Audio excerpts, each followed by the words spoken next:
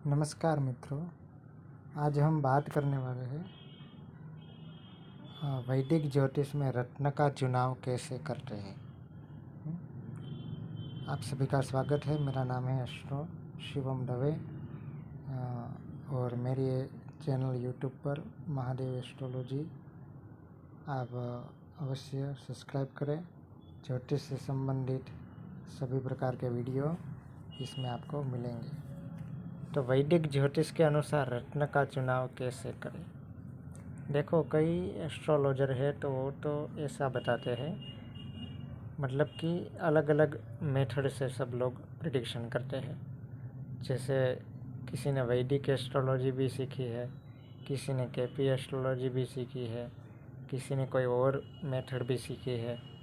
तो किस प्रकार से प्रिडिक्शन करें, क्योंकि कुंडली तो देख लेते हैं सभी मेथड से, पर जब रेमेडीज़ की बात आती है और रेमेडीज़ में भी जब स्टोन रत्न की बात आती है तब कन्फ्यूज हो जाते हैं सब कि भाई जो रत्न वैदिक के हिसाब से सही है वो रत्न केपी के हिसाब से सही नहीं होता, जो केपी के हिसाब से सही होता है वो वैदिक के हिसाब से सही नहीं होता। तो आज हम बात करने वाले हैं पाराशरीय वैदिक एस्ट्रोलॉजी के अनुसार किसी भी कुंडली में रत्न का चुनाव कैसे करें और रत्न का चुनाव करते समय कौन कौन सी बात ध्यान में रखनी है। तो पहली बात, पहला सूत्र तो यह है कि वैदिक कुंडली में जो छठा भाव, अष्टम भाव और 12वां भाव है उसमें जो राशि लिखी है, जैसे यहाँ छठे में मीन राशि, अष्टम में वृषभ राशि और 12वें में कन्या राशि। तो पहले तो इन तीनों ग्रहों के हम रत्न चॉइस नहीं करेंगे। क्यों? क्योंकि 12वां का रत्न पहनने से वो हमें रोग ऋण शत्रु देगा। अष्टम का रत्न अनेक प्रकार की समस्याएं, मेंटली टेंशन देगा और 12वां का रत्न नींद की समस्या, अस्पताल आदि खर्च वगैरह वगैरह दे सकता है। तो पहले सूत्र के अनुसार 6, 8, 12 में जो राशि है उसका रत्न नहीं पहने। दूसरे सूत्र के अनुसार 6, 8 और 12वीं राशि में जो ग्रह है उससे संबंधित भी स्टोन ना पहने। तो छठा में है, अष्टम में राहु है, द्वादश में सूर्य और बुध है, तो उनका स्टोन भी वैदिक एस्ट्रोलॉजी में ध्यान नहीं दिया जा सकता। ठीक है।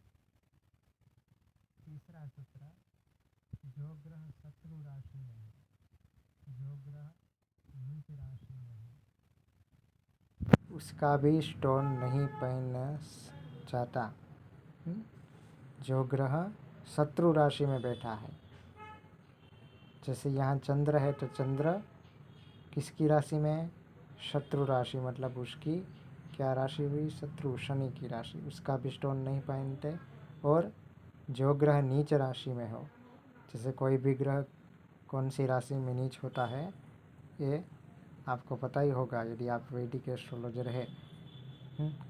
यदि नहीं पता तो मेरी पहले की वीडियो में सब मैंने बताया है, ऊंच नीच राशि आदि, वो आप देख सकते हैं। तो शत्रु राशि और नीच राशि का रत्न भी नहीं हम सजेस्ट कर सकते। जब करें तो क्या करें, कौन सा रत्न करें? तो सबसे ज़्यादा पावरफुल रत्न होगा लग्नेश, पंचमेश और नवमेश। त्रिकोण के रत्न हम सजेस्ट कर सकते हैं, परंतु उसमें भी कुछ बात ध्यान रखनी है कि कब करना है और कब नहीं करना है। जैसे 1, 5 और 9, इन 3 भावों के रत्न हम क्लाइंट को सजेस्ट कर सकते हैं, पर वो भी किस परिस्थिति में। मान लो कि यहाँ लग्नेश का रत्न अभी मैंने कहा कि हम धारण कर सकते हैं, परंतु लग्नेश की एक राशि कौन सी है? यहाँ तुला, और दूसरी राशि वृषभ है। कहाँ है? अष्टम में। तो अब इसका रत्न भी नहीं धारण करवा सकते। क्यों? क्योंकि रत्न का काम है पावर देना, शक्ति देना, ऊर्जा देना। शुक्र का रत्न धारण करने से लग्नेश, लग्न भाव तो प्रबल होगा, साथ में अष्टम भाव को भी प्रबल कर देगा, तो मानसिक टेंशन भी उसको मिलेगी। तो हम यहाँ लग्नेश का रत्न भी सजेस्ट नहीं कर सकते। पंचम, तो पंचम में कौन सी राशि है? शनि। तो शनि तुला लग्न में क्या होता है? योग कारक। तो शनि का रत्न बता सकते हैं? तो हाँ, बता सकते हैं। क्यों? क्योंकि शनि यहाँ, शनि की दोनों राशि यहाँ शुभ भाव में, एक केंद्र में एक त्रिकोण में। तो मतलब कौन सा ग्रह हुआ? योग कारक। और उसकी स्थिति भी देखो कहाँ है? उच्च का शनि बैठा है और अपने मित्र के साथ बैठा है। तो हम शनि का रत्न सजेस्ट कर सकते हैं। ठीक है। अब हम देखेंगे नवमेश। तो नवम भाव का स्वामी कहाँ है? 12वें भाव में। तो 12वें भाव में बैठने से उसका भी रत्न हम नहीं दे सकते। 6, 8, 12 में जो ग्रह बैठा है उसका रत्न हम नहीं धारण करवा सकते। और रत्न कब धारण करना है? जब किसी ग्रह की डिग्री, जैसे मैंने बताया लग्नेश, पंचमेश, नवमेश, वो भी कब, किस परिस्थिति में, वो भी अभी मैंने बताया। तो उस ग्रह की डिग्री यदि 0 डिग्री से लेकर 10 डिग्री तक है, या फिर 25 डिग्री से लेकर 29 डिग्री तक है, तब उनका रत्न पहन सकते हैं। ऑलरेडी जो ग्रह बलवान है, 12 degree, 15 degree, 18 degree, 20 degree, 22 degree, तो उनका कोई ज़रूरत है, वो ऑलरेडी पावर है उस पर, तो कोई ज़रूरत नहीं है। अब मान लो कि भाई बुध का रत्न इसको पहनने की ज़रूरत है, परंतु पहना तो नहीं सकते, तो दूसरा कोई उपाय? हाँ, तब हम बुध का रुद्राक्ष वो हम धारण करवा सकते हैं। बुध का जो रुद्राक्ष है वो हम इसे धारण करवा सकते हैं।